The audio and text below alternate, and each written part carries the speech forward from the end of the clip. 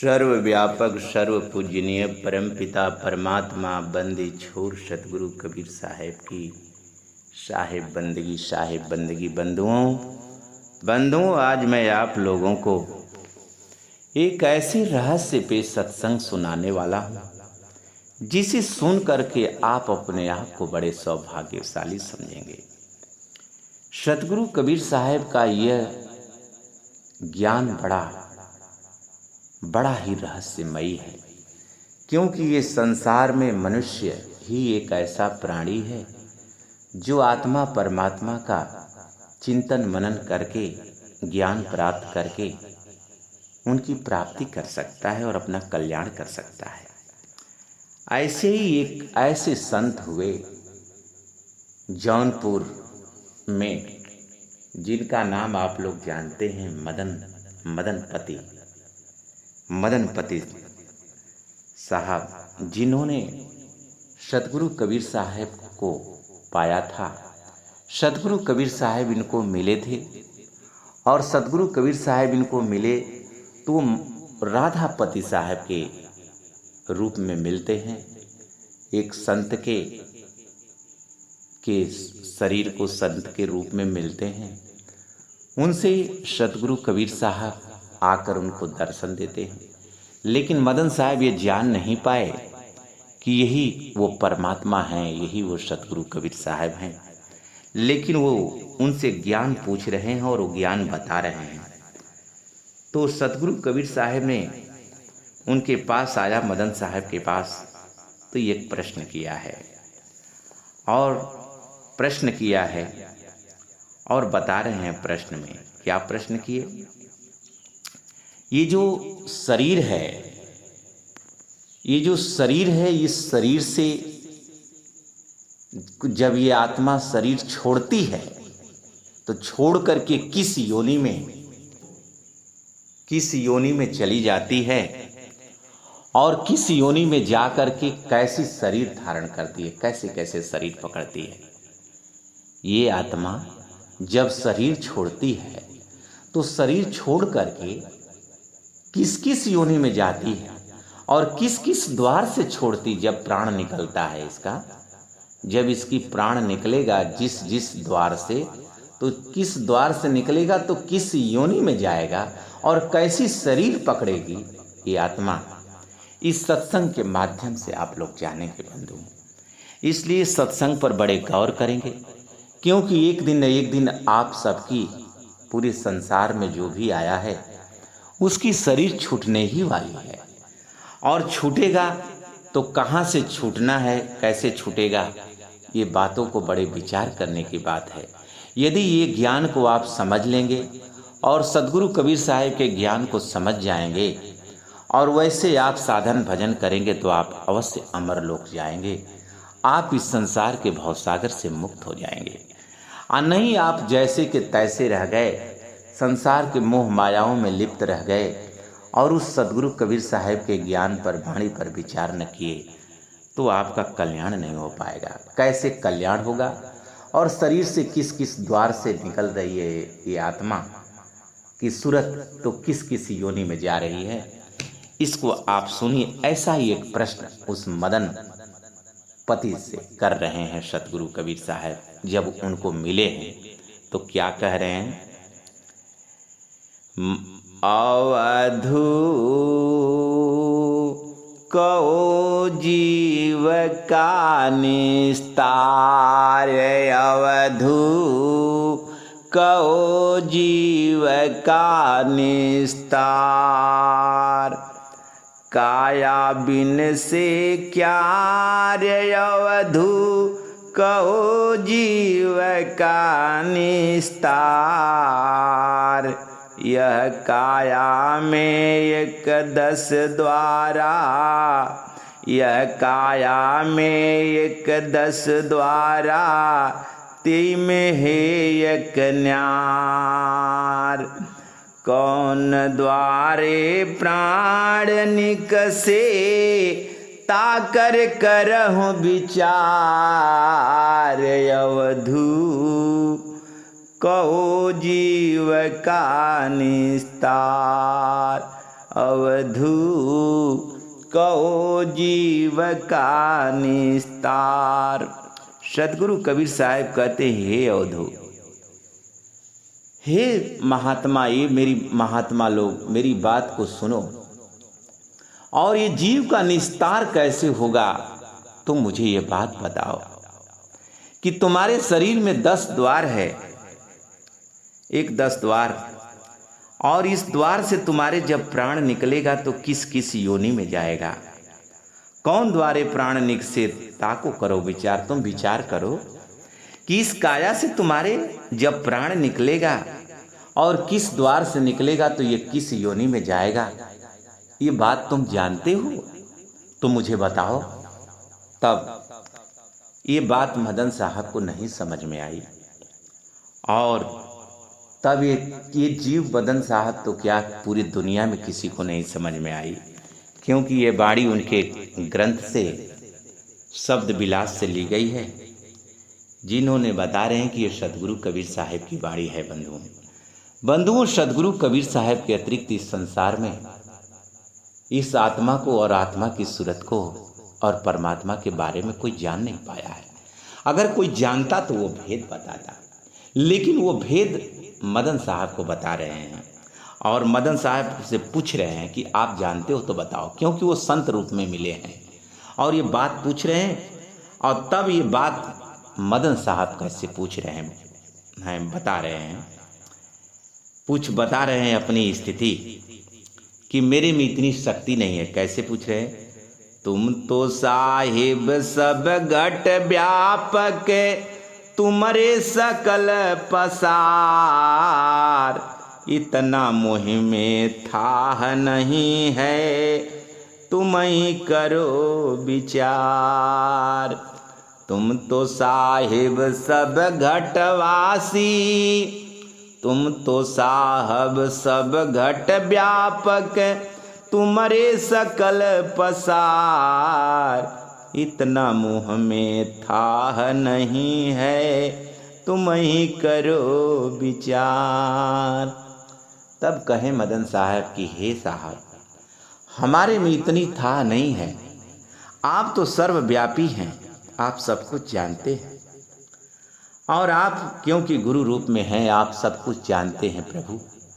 यदि आप मुझे अगर ये बता दें, मुझ में इतनी था नहीं, हम कुछ नहीं जानने वाले हैं, हम कुछ नहीं जानते, हमको आप कृपा करके बता दें ये बात, ये रहस्य बता दें, क्योंकि हमें यही बात भेद जानना है, क्योंकि हमें ये संसार से मुक्त होना है।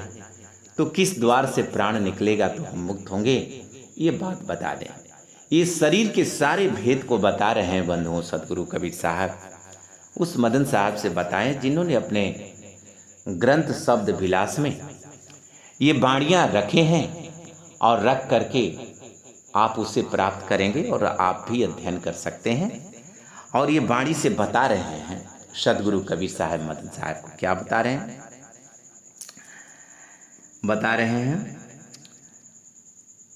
इतना मुहि में गुदा द्वारे प्राण निकसे, नरक खानी जाय, तुरत देह गुजवा की पावे, नरक में ठहराय। गुदा द्वारे प्राण निकसे, नरक खानी जाय, तुरत देह गुजवा के पावे, नरक में ठहराय। बंधुओं, सदगुरु कबीर साहब कहते हैं कि सुनिए मेरी बात, ये बात को सुनिए। ये गुदा द्वारे जब प्राण निकलता है, गुदा द्वार को आप लोग जानते हैं, जो शरीर के जो फ्रेश होने का द्वार है, जिसे लैट्रिन करते समय लैट्रिन टॉयलेट का द्वार है, उसे सतगुरु कबीर साहब बता रहे हैं कि उस द्वार से जिसका प्राण निकल जाता है तो वो कहाँ जाता है? वो तुरंत गुदा द्वारे प्राण निकसे नरक खानी, वो नरक में चले जाता है। और कैसी शरीर धारण करता है? कीड़े मकोड़े का। और गंदे जगह पर जाकर निवास करता है। जितना गंदा से गंदा जगह पर जीव आपने देखा है वैसी शरीर धारण कर लेता है कीड़े मकोड़े का। ये चेतना धारण कर लेती है बंधुओं, ये ज्ञान न जानने के कारण। आगे क्या बता रहे हैं? शिशु द्वारे प्राण निकसे जल खानी को जाय, तुरत देह मछली के पावे जल सूखे पछताय। शिशु द्वारे प्राण निकसे जल खानी को जाय, तुरत देह मछली को पावे जल सूखे पछताय। कह रहे हैं साहेब कि नाभि के द्वारा प्राण निकलता है, शिशु के द्वारे जब प्राण निकलता है, पेशाब के रास्ते प्राण निकलता है, तो ये जलचर में चली जाती है चेतना।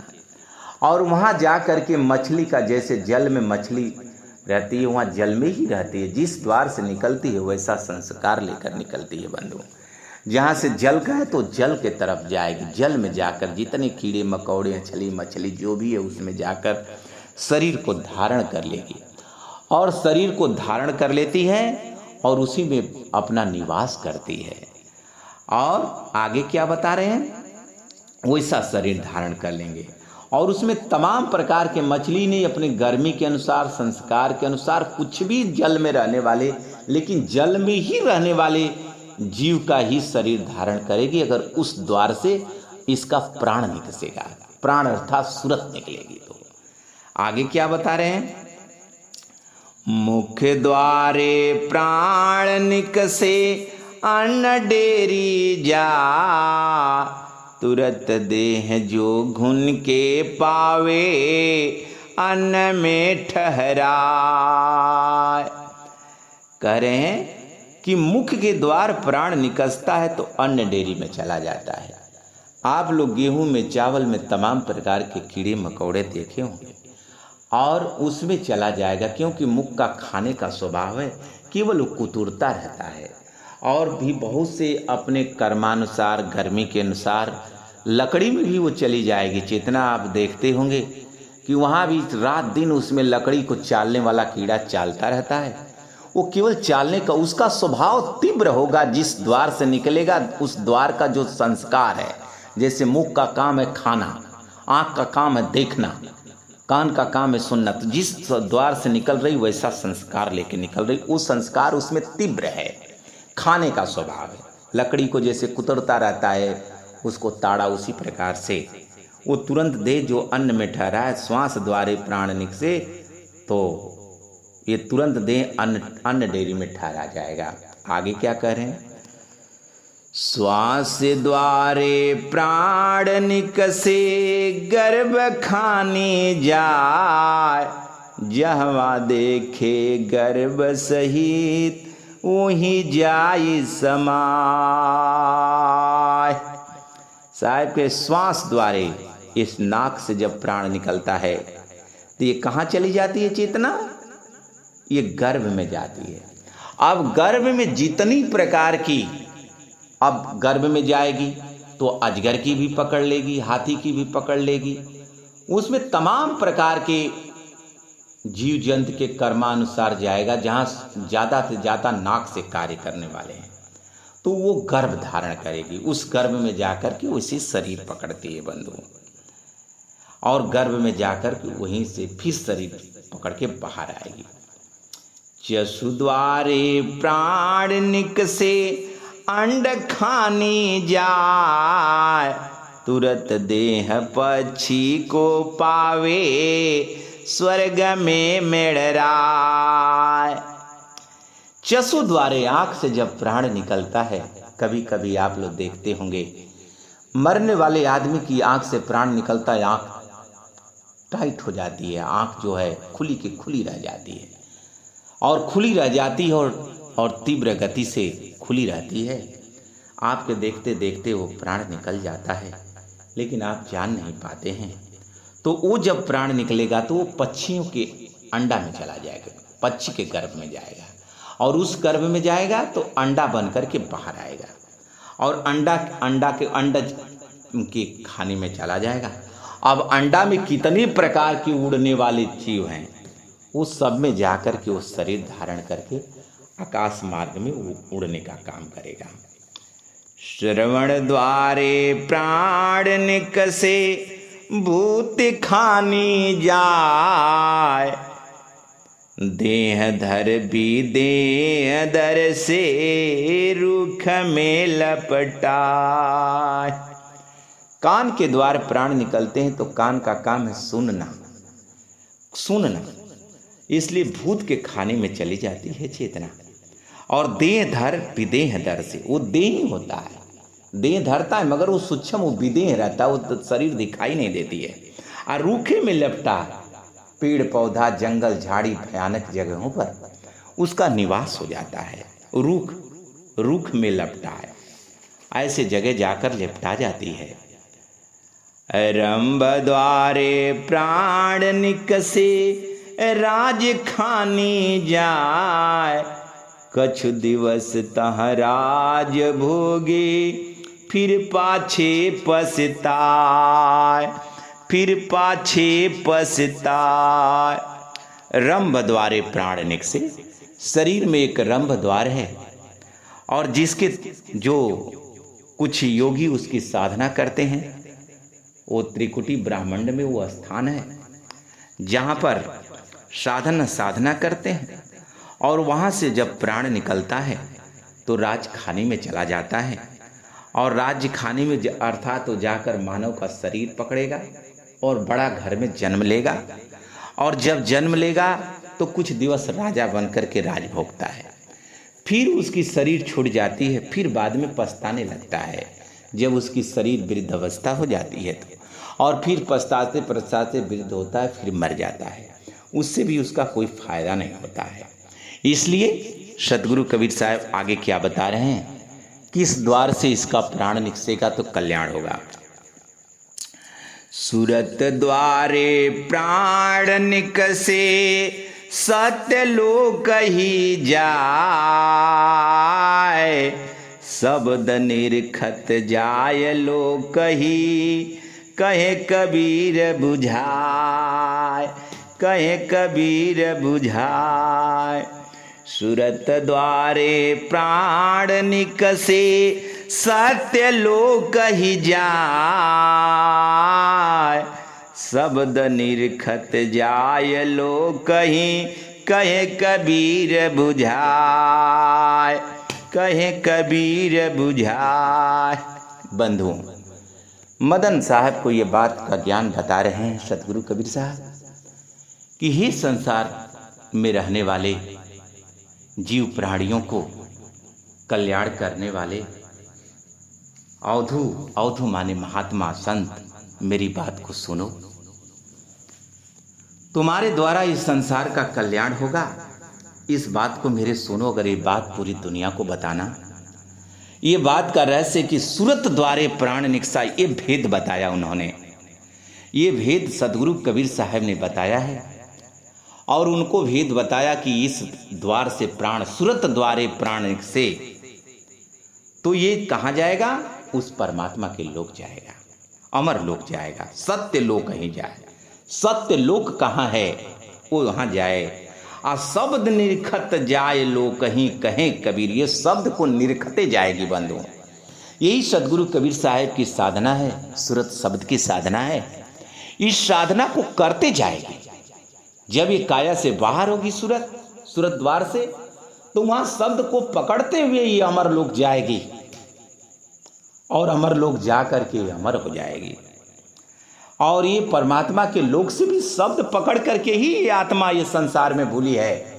जब परमात्मा के लोक से बाहर हुई तो कैसे बाहर हुई? शब्द को पकड़ के बाहर हुई, क्योंकि परमात्मा के लोक में इसकी शरीर तो थी नहीं, ये का ब्राह्मण तो था नहीं, तो कैसे आई? शब्द को पकड़ के आई। साहब इस बात को बता रहे हैं, नाद नहीं था, बिंदु नहीं था, कर्म नहीं थी काया, अलख पुरुष के जीव नहीं था, शब्द पकड़ के आया। कह रहे हैं कि नाद नहीं था, बिंदु नहीं, ये ब्राह्मण नहीं था। बिंदु माता पिता से जन्म लेने वाला कोई स्त्री पुरुष यहाँ नहीं थे, कोई जीव नहीं थे। तब ये कैसे आया? और वहाँ भी कोई शरीर नहीं थी, वहाँ भी ब्राह्मण नहीं है, वहाँ भी शरीर 5 तत्व 3 गुण की शरीर है। तब कैसे आया? ये आत्मा शब्द पकड़ करके आई है बंधुओं। ये शरीर नहीं रहेगी तो भी ये बोलती है, सुनती है, चालती है, सारा अपना सुख का प्रबंध करती है। लेकिन वो परमात्मा के लोक में, अमर लोक में रहेगी, सत्य लोक में रहेगी तो शरीर नहीं पकड़ती है, क्योंकि वो परमात्मा का लोक है। वो लोक कैसा? वो शब्द स्वरूप है, और वहाँ शब्द स्वरूप है और आत्मा भी शब्द स्वरूप में ही रहती है। इसलिए वहाँ शरीर नहीं पकड़ती, वहाँ सारा आनंद लेती है, सब परमानंद में रहती है, जन्म मरण से मुक्त रहती है। लेकिन इस लोक में आ गई, ये 3 लोक में आ गई, ये 5 तत्व 3 गुण की जब शरीर बना ली तो ये दुख पा रही है। और दुख पा रही है क्योंकि ये परमात्मा के लोक से बाहर हो गई है। अब ये काल की शरीर बन गई। काल के शरीर में वही निरंजन भगवान के शरीर के अंदर वो काल की शरीर कैसी बन गई? 5 तत्व 3 गुण की हो गई, क्योंकि परमात्मा के लोक से बाहर हो गई, उस सत्य लोक से बाहर हो गई। इसलिए इसका असत्य लोक है, ये मृत्यु लोक है, काल का लोक है। यहाँ सब नष्ट होने वाला है, विनाश होने वाला है।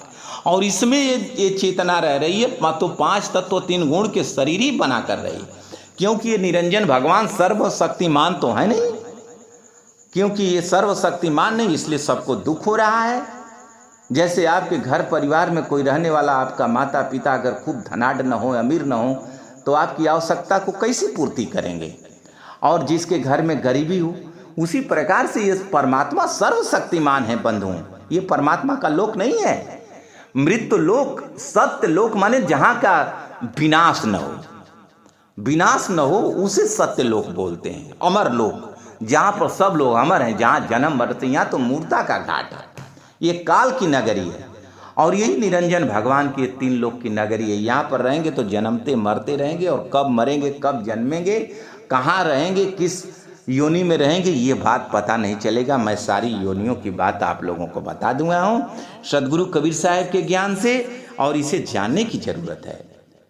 मदनपति ने बोला है, मदनपति साहब ने, कि सतगुरु कबीर साहब क्या है? शब्द स्वरूपी ज्ञानमय दया सिंधु मत धीर,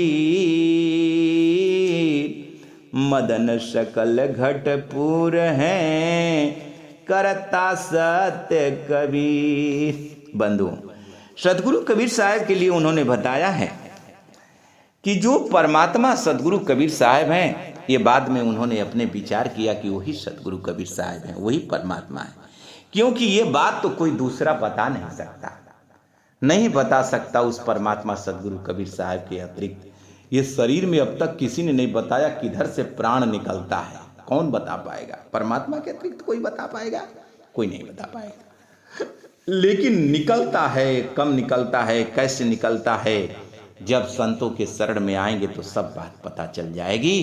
क्योंकि संतों के शरण में आने पर कैसे पता चल जाएगी? क्योंकि वो सदगुरु कबीर साहब के ज्ञान से सारी बात जानते हैं, और उनके शरण में जाने पर आपको सारी बात का पता चल जाएगा।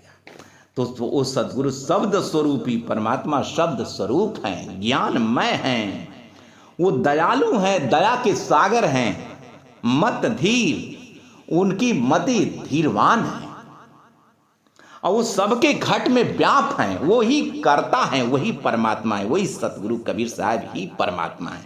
उनका लोक अमर लोक है। जो कोई माने सत्य करे, पौका करे विचार, काया में करतार है, मिलत न लागे बार, मिलत न लागे बार। सतगुरु कबीर साहब कहते हैं, मदन साहब बता रहे हैं, जो कोई माने सत्य कर पौका करे विचार। जब उनको ज्ञान हो गया तो इन्होंने ये बात कहा, मदनपति ने, कि जो इस पौ का विचार कर लेगा, ये शरीर इस अज्ञानता का, इस संसार में द्वंद का, अज्ञानता का, पौ माने अज्ञानता, उसका ये विचार कर लेगा, विवेक कर लेगा। अज्ञानता से जब ज्ञान हो जाएगा इसको, तो काया में ही करता रहे। इस काया के माध्यम से उस परमात्मा को जान जाएगा और उस परमात्मा से मिलने में देर नहीं लगेगी अगर इस रहस्य को जान जाएगा। किस रहस्य को? साधन के रहस्य को, कि शरीर में किस प्रकार से साधना, इस रहस्य को जानना पड़ेगा। किसके द्वारा? गुरु के द्वारा। और किस गुरु के द्वारा? जिसमें सतगुरु का ज्ञान हो, सतगुरु उपदेशक संतों से ही जानना पड़ेगा। और कैसे वो मिलेगा, और वो भेद की जरूरत है, और उन भेदों को जो आपको बता दे, इस काया से कैसे बाहर होना है, कैसे सूरत लगाना है, कैसे उस परमात्मा के लोक जाना है, और कैसे ये आत्मा उस लोक से आई है, और कैसे इस संसार में भटक गई है, और कैसे दुख पा रही है, तब हम जानेंगे, तभी उस लोक में जान पाएंगे, जा पाएंगे। ये सारा भेद यदि आप जान करके भजन करेंगे तभी आपका कल्याण हो पाएगा बंधु। बोलिए सतगुरु कबीर साहब की साहेब बंदगी साहेब।